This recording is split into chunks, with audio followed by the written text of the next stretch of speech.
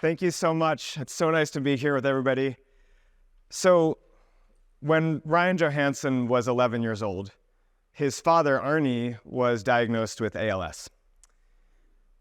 Now, Ryan and his dad had this really close relationship. It was like a mature one. It's the type of one that I aspire to with my own kids, in fact. And they were able to talk about all sorts of things. Arnie was able to talk to Ryan about the reality of what he was facing.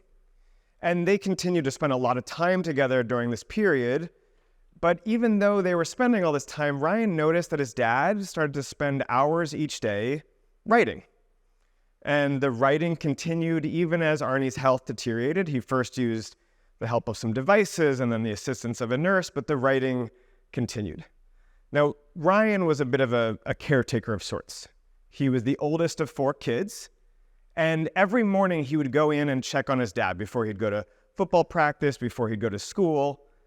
And on one of those mornings, it was about 3 years after the initial diagnosis, he found that his dad had passed away. Ryan is now the chief of police up in San Bruno in Northern California, and he faces difficult situations regularly. This is like almost a hallmark of his job. But he told me that this was one of the most awful moments he faced. What's interesting, though, is that finding his father no longer alive, that's not the most dominant or the most vivid memory of that morning.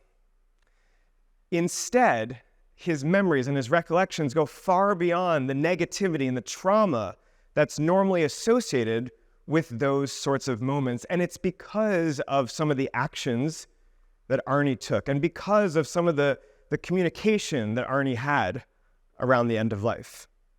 Now, I'll say more about this in a bit, but because of Arnie's approach to death and dying, Ryan's experience with grief and his acceptance of mortality, even to this day, are far more positive than what we might have otherwise expected. If only more people could approach the end of life with the type of clarity that Arnie did. Sadly, only about 1 in 5 Americans has a well-documented end-of-life plan. And there's good reason to want that number to be higher. As it turns out, this is what the research says, well-documented end-of-life plans are associated with better deaths, both for patients and for caretakers. So of course, it's not a surprise that medical teams, palliative care doctors, medical researchers, they've all tried to figure out ways that we can get more people to plan for the end. Now, I'm a psychologist, but I teach at UCLA's business school, right down the street. My research really focuses on decision-making. I focus on the ways that we can make people do more of the things that they say that they want to do and less of the things that they don't want to do. So I like to use a lot of the sort of messaging and reframing techniques that are popular among other behavioral scientists. So I'll give you one example. This isn't my own research. This is some of my colleagues. If you want people to get a flu shot, it turns out that the language you use matters. So if you get a text message that says, there's a flu shot reserved for you, that leads to a 10% increase in the likelihood of getting the vaccine. So it was through that same sort of lens, that lens of behavioral science, that my students and I decided to try to tackle the very tricky problem of end-of-life planning.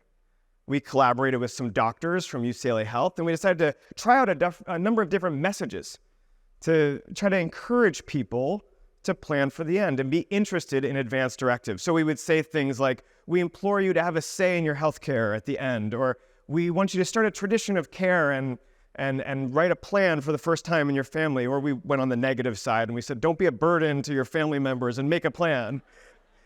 And we tried all sorts of iterations. And nothing we did worked.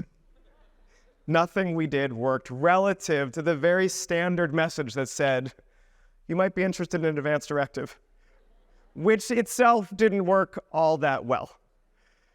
All right, so why might messages like these fail? Or maybe I'll put this a different way.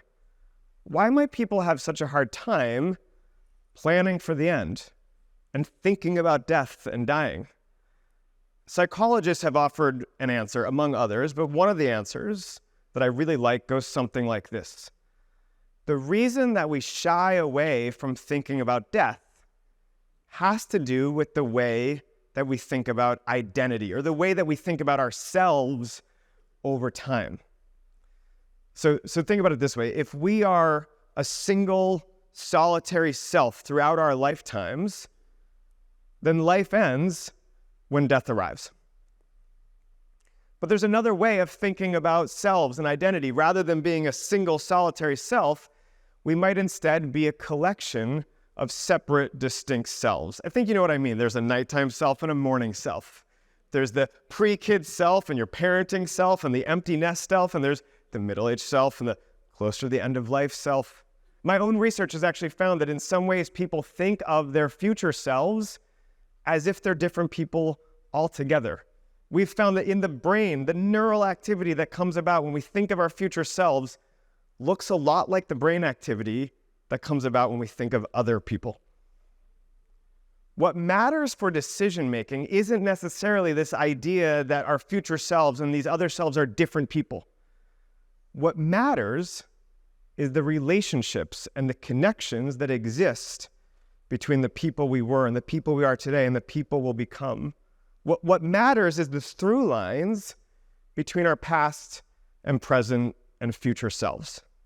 So what I've found in my work is that if we can strengthen the connection between these selves, between present and future selves, through things like conversations or letter writing exercises, if we can strengthen those connections, we can get people to do more of the things that they say that they want to do, like take better care of their health or save more money.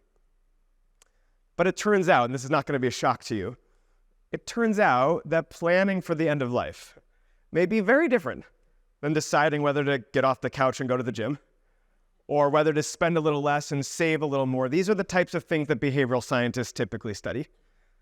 It may be the case that there are no easy solutions to end-of-life decision-making because it's not a very easy problem to solve. It's almost as if Arnie Johansson, the dad I was talking about earlier, it's almost as if he had some awareness of this point. So the morning that he died, the morning that his son Ryan found him, a few minutes after he died, Ryan went to tell his mother. And a few minutes after that, she came back with an envelope for Ryan. In it was a letter from Arnie to Ryan. It was only about a paragraph. It was short, but it represented an effort to be there during what would obviously be a very difficult time. What Ryan didn't know is that there'd be lots of these letters to come. It turns out Arnie wasn't necessarily afraid of dying, but he was afraid of not being there in the future when his family would need him the most. So he wrote dozens of these letters to mark big, significant occasions so that he could be present when he'd be absent. There was a letter for Ryan on the morning of the funeral. And there was a letter for him the day of his high school graduation and his college graduation and the birth of his first kid. There's even a letter waiting for him for when he has his first grandkid. So Ryan now has started a company. It's called Ever Present. And he's actually used interrogation techniques that he's learned from being on the police force for years to help people come up with deeper and richer messages that they can leave posthumously for their loved ones in the form of videos. Now, Arnie, when he was writing these letters, I think part of what he was doing was making it easier for himself to grapple with his own mortality. I think he was also making it easier for his kids and his family to grapple with his mortality. But I want to argue that he was doing something else. Just as we know that we can foster stronger connections between present and future selves within one's lifetime, I think what Arnie was doing was fostering a stronger connection between the person he was when he was alive and the person he'd be remembered for after he died. So there's this philosopher named Derek Parfit. I know I'm a behavioral scientist and I feel like it's a little wonky to quote a philosopher, but let me go for a second here. There's this philosopher, Derek Parfit, who speaks to some of these issues. And he has this quote where he says, "Death creates a strong divide between present and future experiences, but it can't break other relations. And what he means by this, or at least this is what I think he means by this, I think he means that certain aspects of ourselves cease to exist when death arrives. Our bodies, our own memories, our preferences. But there are other aspects of ourselves that persist, and they do so through our closest relationships. Whether it's the lessons we've imparted on others, or the memories that we've given them, or the stories that they tell about us, I think it's clear that we can live on long after we're gone. So I can't help but wonder whether there's some lessons to be learned from this.